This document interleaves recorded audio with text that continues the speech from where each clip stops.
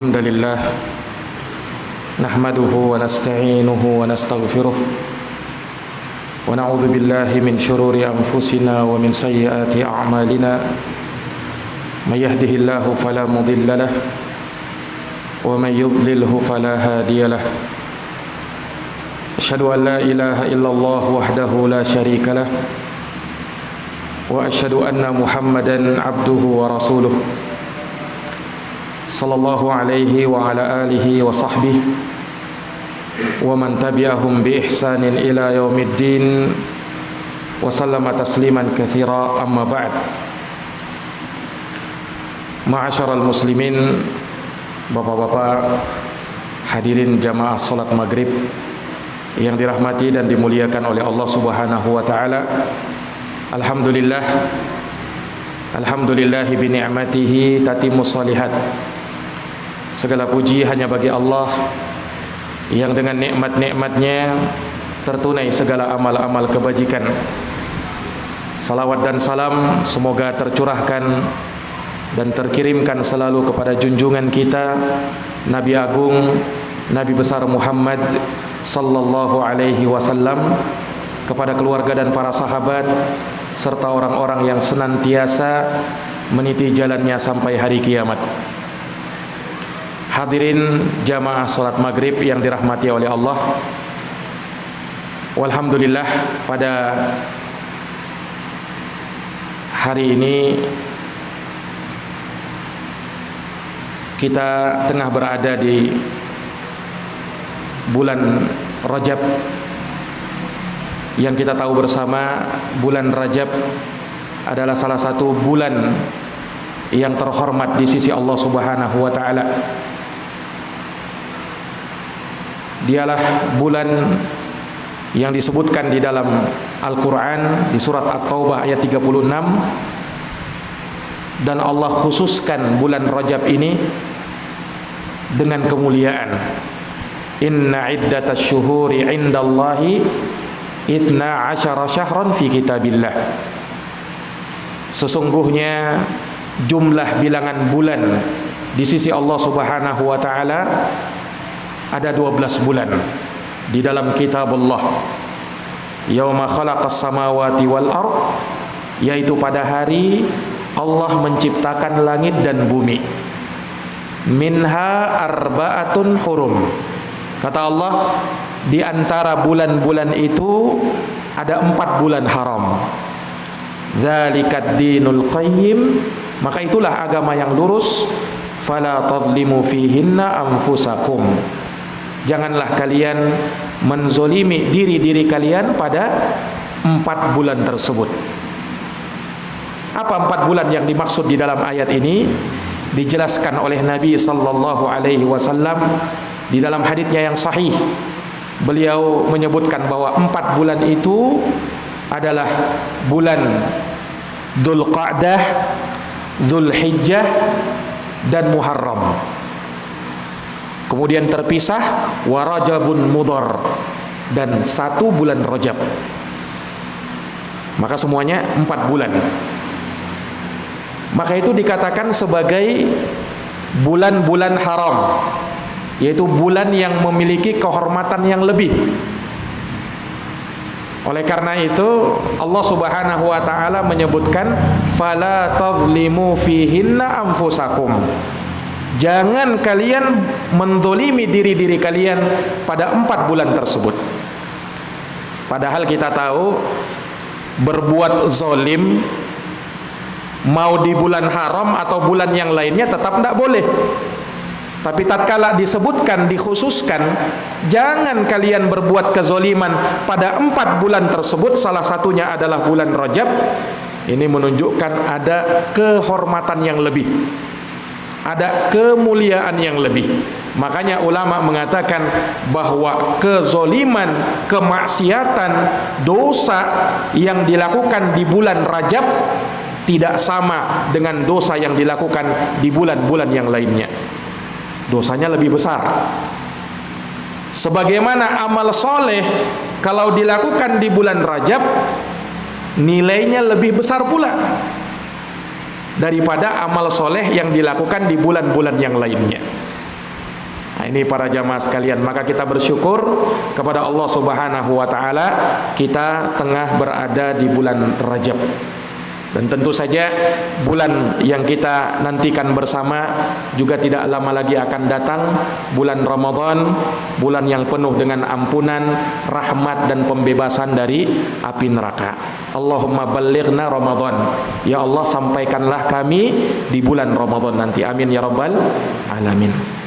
Para hadirin jamaah salat maghrib yang dirahmati oleh Allah, pada malam hari ini setelah beberapa lama terputus pengajian kita, maka dengan taufik dari Allah Subhanahu wa taala kita dapat melanjutkan kembali kajian dari pembahasan tafsir Al-Qur'an, di mana kita telah sampai pada pembahasan tafsir surat Al-Lail.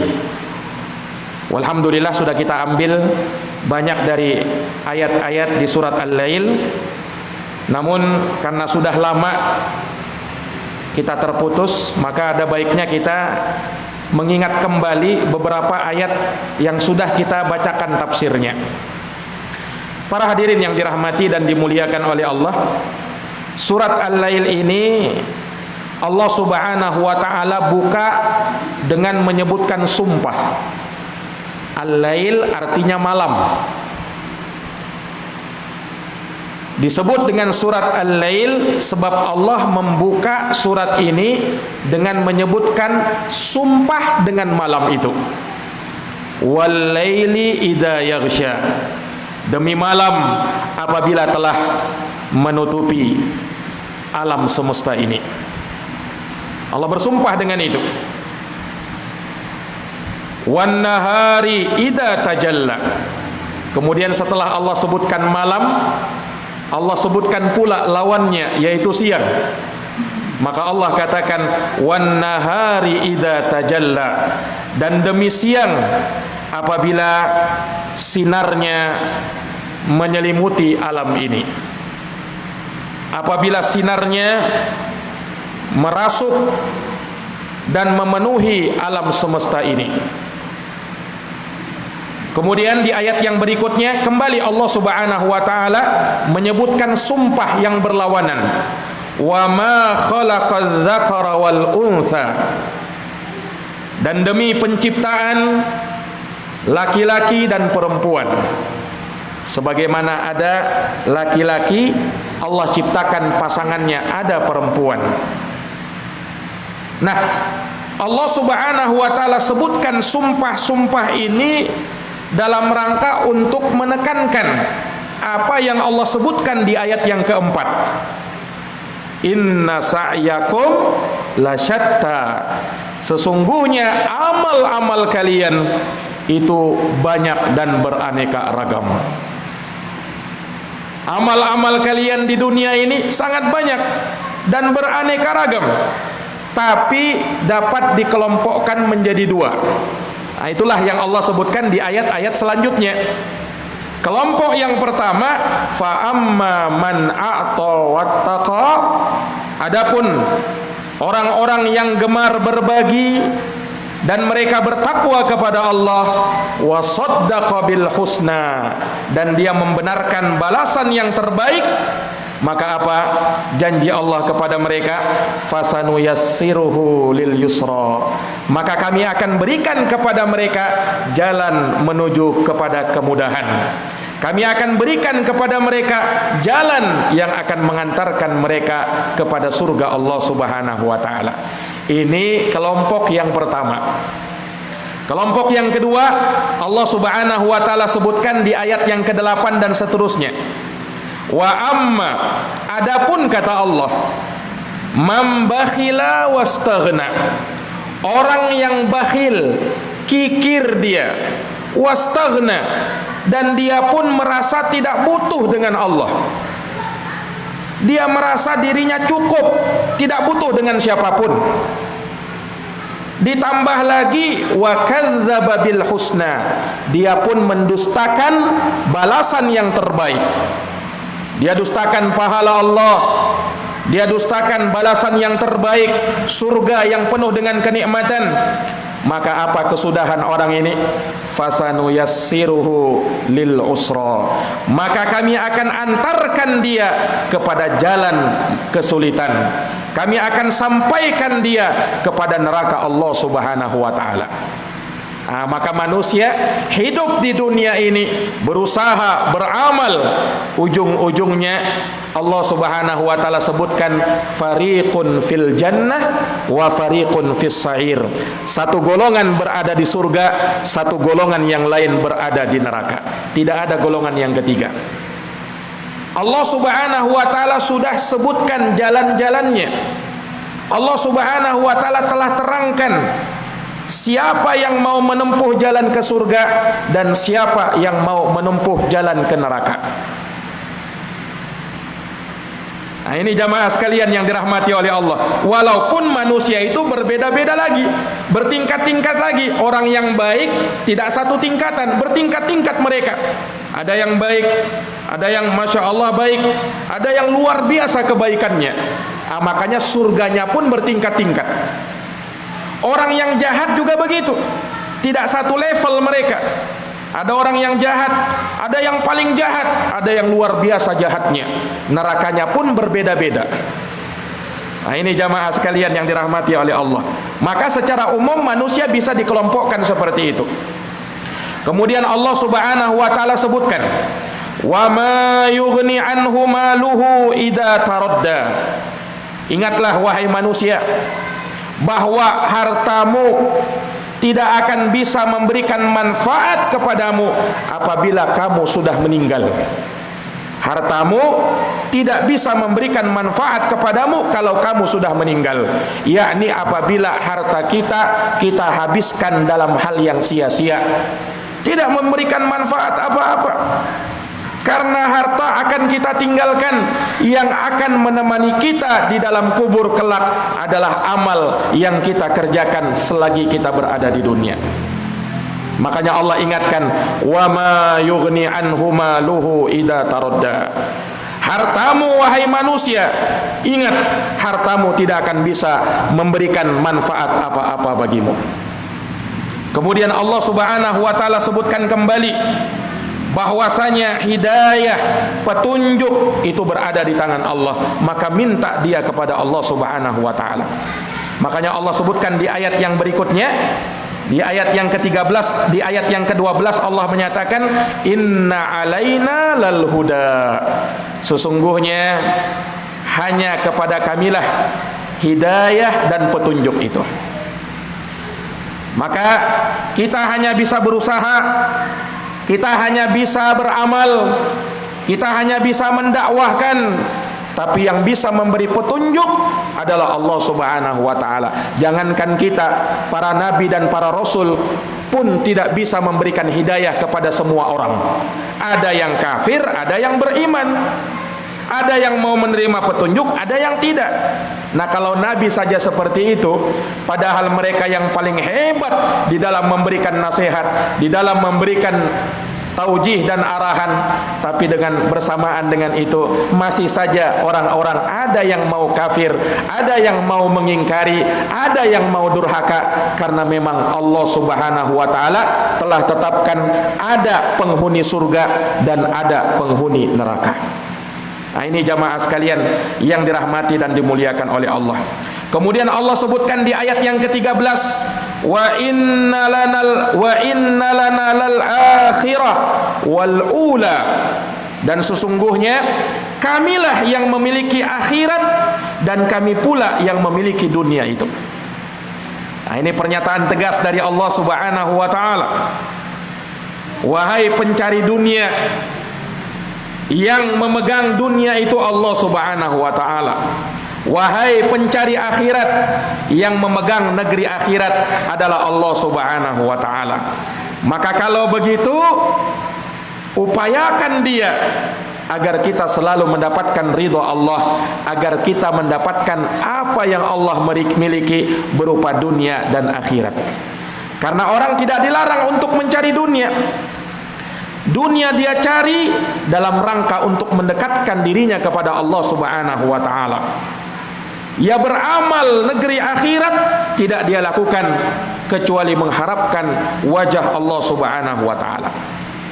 Kemudian setelah itu Allah ingatkan manusia ini dengan api neraka. Di sini bertahap, bertingkat-tingkat.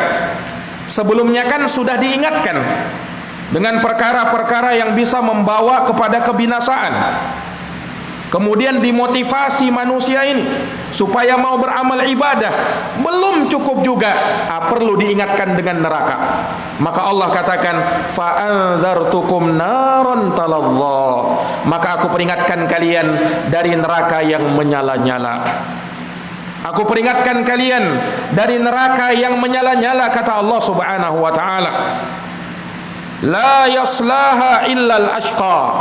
Tidak ada yang memasuki neraka itu kecuali orang yang pasti binasa. Bagaimana sifat mereka? Alladzi kadzdzaba wa tawalla.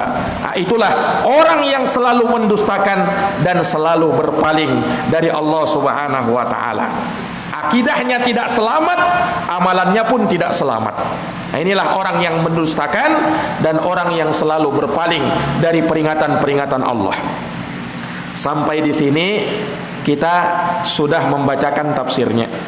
Ayat yang ke-17, 18, 19 dan seterusnya. Ini belum kita bacakan.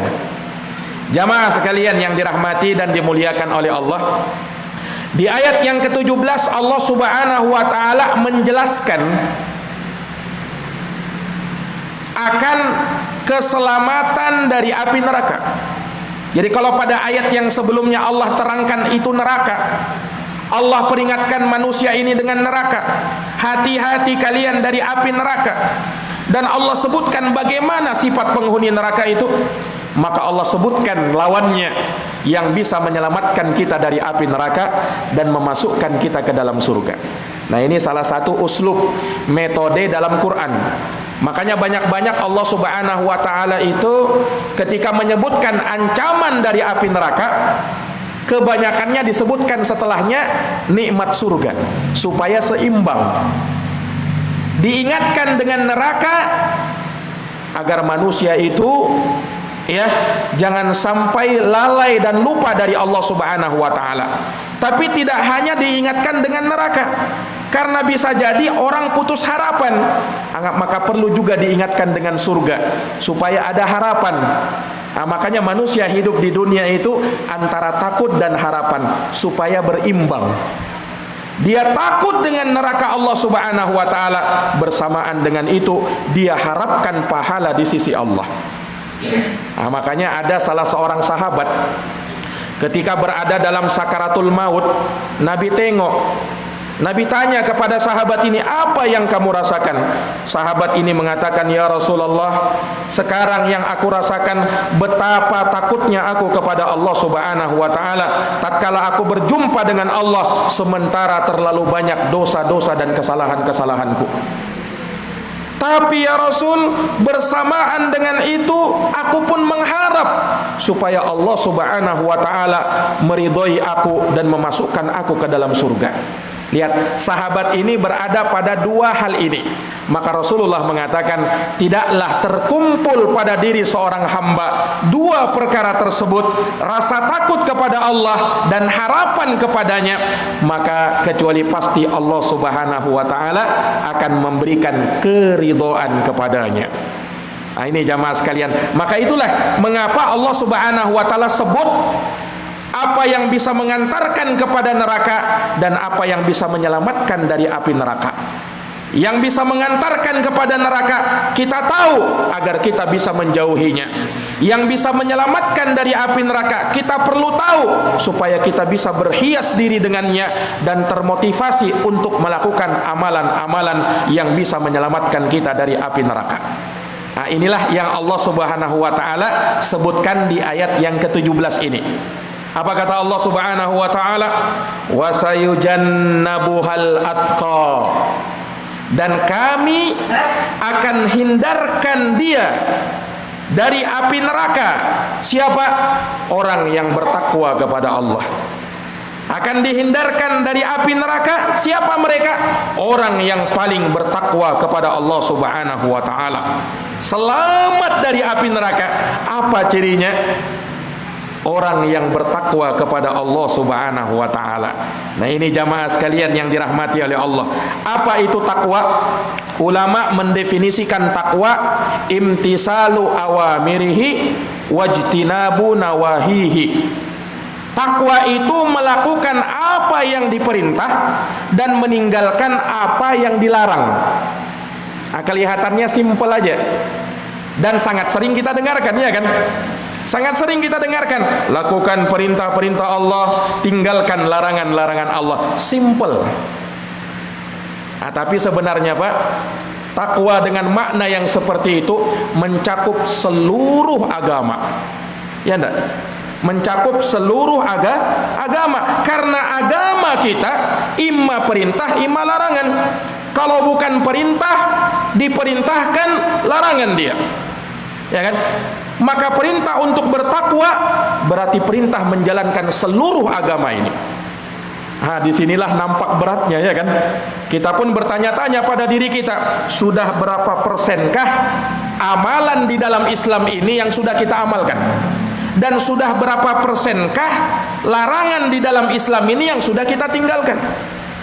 Kenapa? Karena itulah takwa kepada Allah Subhanahu wa taala. Makanya para khatib, para khutbah senantiasa mengingatkan jamaah untuk bertakwa kepada Allah Subhanahu wa taala. Karena memang takwa itu sering kita dengar, lisan kita lancar mengucapkannya, tapi jangan disangka berat mengamalkannya, apalagi mau istiqomah di atasnya. Nah, ini jamaah sekalian yang dirahmati oleh Allah. Karena manusia itu punya hawa nafsu. Mungkin pada saat dia diingatkan, mungkin pada saat dia beribadah, mungkin pada saat dia mendengarkan nasihat, iman itu naik, dorongan untuk beramal kuat, dorongan untuk meninggalkan larangan kuat. Tapi coba ketika dia putus dari hal tersebut, hawa nafsu terkadang bergejolak. Hawa nafsu terkadang bergejolak. Nah, inilah jamaah sekalian, makanya pentingnya kita sering-sering mendapatkan nasihat itu, supaya hati kita ini lembut, ya, supaya hati kita ini mudah tersentuh dengan peringatan-peringatan tersebut. Lihat orang-orang yang terkadang jauh dari peringatan, hatinya kadang kurang tersentuh. Nah, hatinya kadang sudah mati. Kadang datang peringatan kepada dia tidak merasa dia yang diingatkan akan hal tersebut. Nah, ini repotnya kalau sudah hati sudah mati, Pak. Ini para jamaah sekalian yang dirahmati dan dimuliakan oleh Allah. Nah, perhatikan di dalam ayat Allah mengatakan dan membahasakan dengan al-atqa. Wa sayujannabuhal atqa. Akan dijauhkan dari api neraka itu siapa? Orang yang paling bertakwa. Nah, orang yang paling bertakwa. Kalau kita baca ayat ini al-atqa dalam bahasa Arab, dia sighah tafdhil. Yakni bukan sekedar bertakwa, tapi yang paling bertakwa. Karena orang yang bertakwa itu juga bertingkat-tingkat. Yang disebut di dalam ayat bukan sekedar takwa, tapi yang paling bertakwa. Nah, makanya ayat yang mungkin sudah sering kita dengarkan pula di surat Ali Imran ayat 102. Ya ayyuhalladzina amanuttaqullaha haqqa tuqatih wa la tamutunna illa wa antum muslimun. Wahai orang-orang yang beriman, bertakwalah kalian kepada Allah. Cukup sampai di situ enggak? Haqqa tuqatih. Allah tegaskan lagi, Allah kuatkan lagi. Bertakwa kepada Allah dengan sebenar-benarnya ketakwaan. Nah, itu. Wala tamutunna illa wa antum muslimun, dan jangan kamu mati kecuali berada di atas keislaman. Jamaah yang dirahmati dan dimuliakan oleh Allah, orang-orang Islam itu sekali lagi tidak berada dalam satu level. Nah, globalnya orang Islam itu ada 3 tingkatan. Nah, itu Allah Subhanahu wa taala sebutkan di dalam Al-Qur'an di surat Fatir ayat 32. Allah Subhanahu wa taala berfirman, "Tsumma awrasnal kitabal ladzina astafaina min ibadina." Kemudian kami wariskan Al-Qur'an itu kepada orang-orang yang menjadi pilihan kami dari hamba-hamba kami, orang-orang Islam. Nah, makanya orang-orang Islam itu orang-orang pilihan. Tapi di antara mereka, kata Allah, terbagi 3 golongan. Faminhum zalimun li nafsih. Ada di antara mereka orang-orang Islam itu yang suka menzalimi dirinya sendiri. Bagaimana suka menzalimi dirinya sendiri? Terkadang dia melanggar perkara yang diharamkan oleh Allah, dia lakukan. Apa yang diperintahkan oleh Allah dia tidak kerjakan. Yang haram-haram dia lakukan, yang wajib-wajib dia tinggalkan, tapi masih muslim. Ada orang yang seperti ini, namanya zalimun li nafsih, yang suka menzalimi dirinya. Ini tingkatan yang paling rendah. Yang kedua, wa minhum muqtasid, kata Allah. Di antara mereka ada yang pertengahan. Yang pertengahan ini bagaimana? Kata para ulama, mereka yang melakukan kewajiban-kewajiban saja dan meninggalkan yang diharamkan oleh Allah Subhanahu wa taala. Ini muqtasid. Dia lakukan perintah yang wajib-wajib, dia tinggalkan larangan yang haram-haram. Sampai di situ. Wa minhum muqtasid, di antara mereka orang yang berada di tingkat pertengahan. Yang ketiga, wa minhum sabiqun bil khairat, dan di antara mereka, di antara orang-orang Islam itu ada yang berlomba-lomba di dalam kebaikan. Siapa mereka? Inilah orang yang bukan hanya melakukan perkara yang wajib dia kerjakan, dia tambah lagi dengan amalan-amalan sunnah. Nah, ini lebih luar biasa lagi. Dia tinggalkan yang haram, bukan hanya yang haram dia tinggalkan, yang makruh dia tinggalkan juga. Nah, inilah sabiqun bil khairat, yang berlomba-lomba di dalam kebaikan. Nah, setiap orang Islam diperhadapkan dengan 3 golongan ini. Kira-kira masuk golongan yang mana? Zolimun li nafsih, yang suka menzolimi dirinya, atau muqtasid, yang pertengahan, atau sabiqun bil khairat. Nah, ini jamaah sekalian yang dirahmati dan dimuliakan oleh Allah. Makanya sekali lagi ya, umat Islam itu berbeda-beda dan bertingkat-tingkat. Walaupun dengan keislaman yang ada pada dirinya, dengan keimanan yang ada pada dirinya, sekalipun nanti masuk neraka, tapi Allah Subhanahu wa taala akan keluarkan dan pasti masuk surga juga. Sepanjang masih Islam, masih iman. Ya kan? Nah, ini jamaah sekalian, orang yang masuk surga dari kalangan orang-orang yang beriman berbeda-beda juga.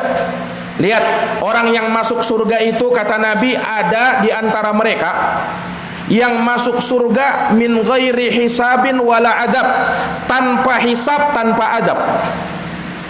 Nabi SAW sebutkan dalam hadis Isra Mi'raj, ketika Rasulullah diperlihatkan umat-umat yang sangat banyak, Nabi katakan ada salah seorang Nabi yang pengikutnya hanya jumlah rahat 3-9 orang. Ada seorang Nabi pengikutnya cuma 2 orang. Ada seorang Nabi pengikutnya cuma 1 orang. Bahkan ada seorang Nabi sama sekali tidak ada pengikutnya. Maka kata Nabi, aku pun diperlihatkan umat yang sangat banyak. Fazonantu annahum ummati. Lalu aku pun menyangka, jangan-jangan itulah umatku. Tapi dikatakan kepadaku, hada Musa wa qaumuh. Wahai Muhammad, itu Musa dan umatnya Nabi Musa. Menunjukkan betapa banyak umatnya Nabi Musa. Fanazartu, lalu aku melihat ke arah yang lain. Fa idza sawadun azim, maka tiba-tiba ada segolombongan umat yang besar, yang sangat banyak, lebih banyak dari sebelumnya. Maka dikatakan kepada Rasulullah, hadihi ummatuk. Nah, itulah umatmu.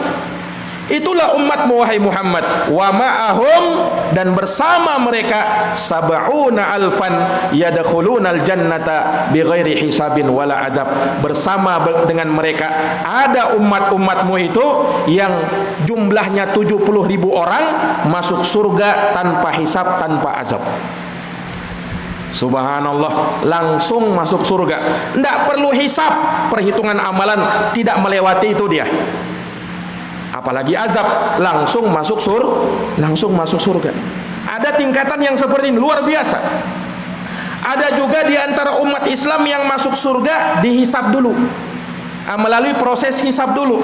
Setelah dihisab ternyata amal baiknya lebih berat daripada amal buruknya, masuk surga tanpa diazab.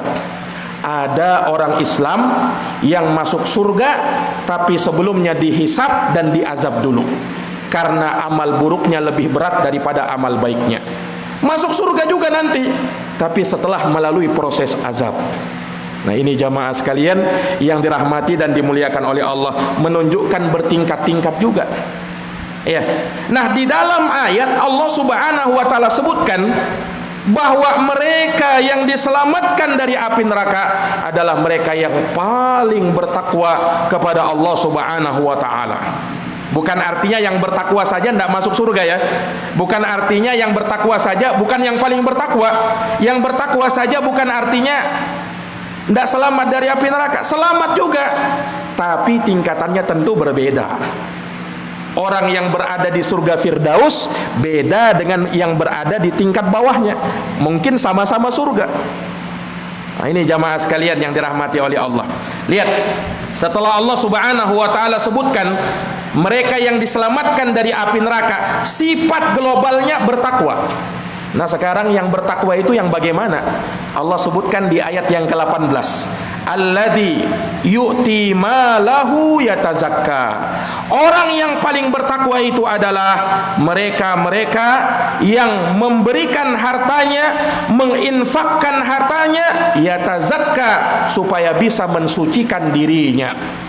Supaya apa? Supaya bisa mensucikan dirinya. Nah, ini sifat pertama yang mereka miliki. Ya. Dan ini juga sejalan dengan ayat di surat Ali Imran ayat 133 hingga seterusnya itu. Ketika Allah Subhanahu wa taala sebutkan dan perintahkan manusia ini untuk bersegera, wasari'u ila maghfiratin min rabbikum wa jannatin arduhas samawati wal ard uiddat lil muttaqin, yang mana surga itu disiapkan bagi mereka yang bertakwa. Bagaimana sih sifatnya orang yang bertakwa? Alladzina yunfiquna fis sarra'i wad dharra, yaitu orang-orang yang mereka menginfakkan hartanya baik di saat senang maupun di saat susah. Mirip dengan ayat ini. Siapa mereka yang bertakwa? Yang menginfakkan hartanya supaya bisa mensucikan dirinya. Nah, ini menunjukkan bahwa dengan kita membelanjakan harta kita di jalan Allah, menginfakkan harta kita di jalan Allah, itu bisa mensucikan diri kita. Yatazakka maknanya dalam bahasa Arab ada dua. Bisa bermakna an-nama wa ziyadah, tumbuh dan berkembang, bisa bermakna pensucian. Nah, ini dua makna. Makanya orang ketika bersedekah, ketika mengeluarkan zakat, ya, maka dia akan dapatkan dua ini. Pertama, an-nama wa ziyadah, bertambah dan berkembang, hartanya semakin berkah. Makanya tidak salah kalau Nabi mengatakan ma naqasat shadaqatun min mal. Sedekah itu tidak akan mengurangi harta. Kata Rasulullah sallallahu alaihi wasallam, sedekah itu tidak mengurangi harta. Makanya tidak pernah ada sejarahnya orang yang miskin, orang yang bangkrut karena sedekah. Tidak ada. Justru dengan dia bersedekah, semakin bertambah hartanya. Mungkin pernah kita kenal Pak, sahabat yang bernama Abdurrahman bin Auf. Ini salah seorang sahabat kaya dari sahabat Rasulullah SAW. Dia pernah berinfak sebanyak 200 uqiyah. 200 uqiyah ini kalau kita rupiahkan ya sekitar 2,1 M. Dia infakkan di jalan Allah. Di lain kesempatan, sahabat Abdurrahman bin Auf ini pernah menjual tanahnya. Dia jual tanahnya laku sebanyak 1.000 atau 4.000 dirham, 4.000 dinar. 4.000 dinar kalau kita konversikan ke rupiah sekitar 59 miliar. Semuanya dia infakkan di jalan Allah. Subhanallah, banyaknya infaknya itu. Lihat Pak, ketika dia meninggal, ketika sahabat Abdurrahman bin Auf meninggal, apakah dia jatuh miskin? Tidak. Tercatat dalam sejarah sahabat Abdurrahman bin Auf infaknya banyak, ketika dia meninggal meninggalkan harta waris yang sangat banyak. Disebutkan di dalam sejarah Abdurrahman bin Auf meninggalkan harta, ya, kalau dihitung hewan ternaknya saja, dia punya sapi, punya onta sebanyak 1.000 ekor. Berapa Pak? 1.000 ekor ontanya. Kudanya dia punya 100 ekor, kambingnya 4.000. Emasnya bongkahan-bongkahan yang besar.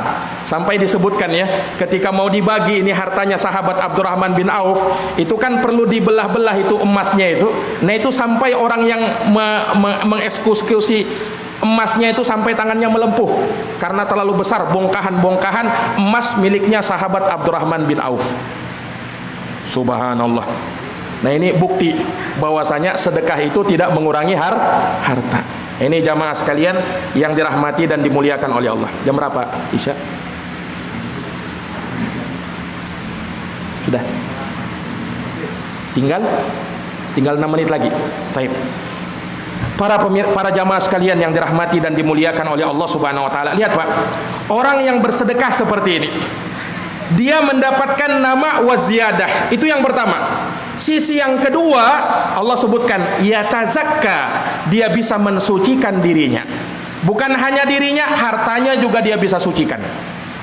Makanya dengan kita bersedekah, dengan kita mengeluarkan zakat kita, maka jiwa kita akan bersih. Itu yang pertama. Harta kita pun akan bersih. Loh, kok harta bisa kotor Ustaz? Naam, harta kita mungkin ada kotornya. Bukan kotor yang terlihat, tapi kotor bisa jadi ada campuran-campuran yang haram di situ. Nah, bagaimana cara membersihkannya? Kita bersihkan dengan kita keluarkan haknya. Nah, ini jamaah sekalian yang dirahmati dan dimuliakan oleh Allah Subhanahu wa taala. Nah, kemudian perhatikan, kalau tadi zohirnya ya, orang bersedekah baik kan, orang berinfak, orang yang keluar zakat baik kan, itu zohir. Tapi kebaikan ini akan lebih baik dan menjadi baik dengan sebenar-benarnya baik kalau batinnya juga baik. Itulah di ayat yang ke-19 yang Allah sebutkan. Apa Allah katakan? Wa ma li ahadin indahu min ni'matin tujza. Nah, orang ini ketika dia berinfak, bersedekah, tidak ada seorang pun yang pernah memberikan nikmat kepada dia untuk dia balas. Artinya orang ini ketika bersedekah, ketika berinfak, bukan karena balas budi, bukan, tapi dia bersedekah, berinfak semata mengharapkan wajah Allah.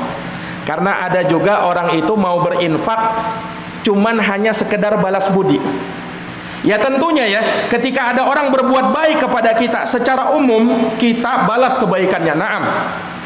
Tapi orang yang sempurna, orang yang ikhlas dalam sedekahnya, bukan hanya sekedar balas budi, tapi dia niatkan hal tersebut mengharap wajah Allah semata tanpa mengharapkan balasan apapun.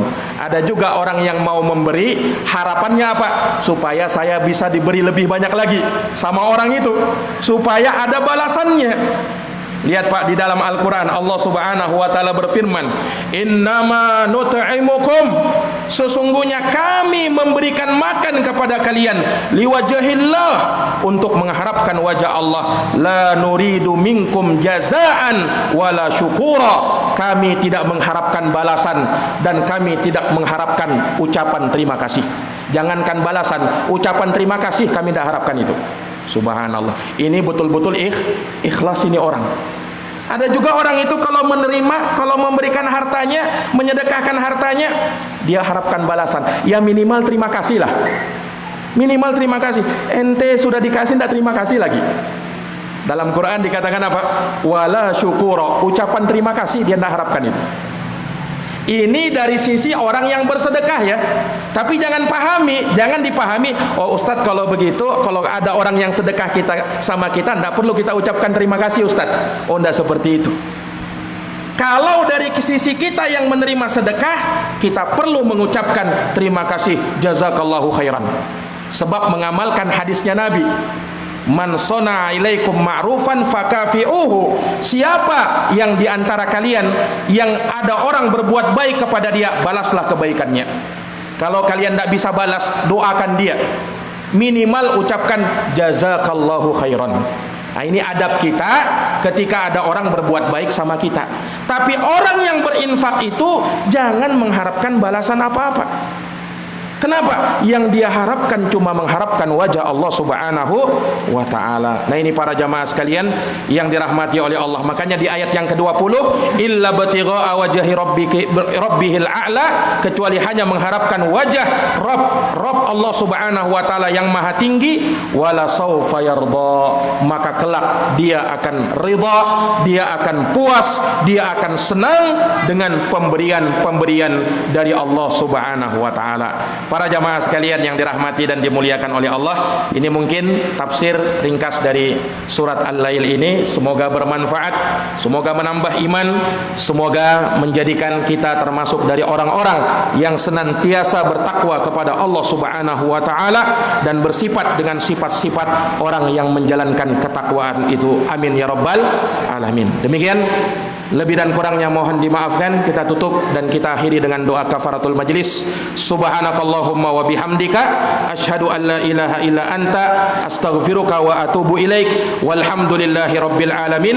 Wassalamu alaikum warahmatullahi wabarakatuh.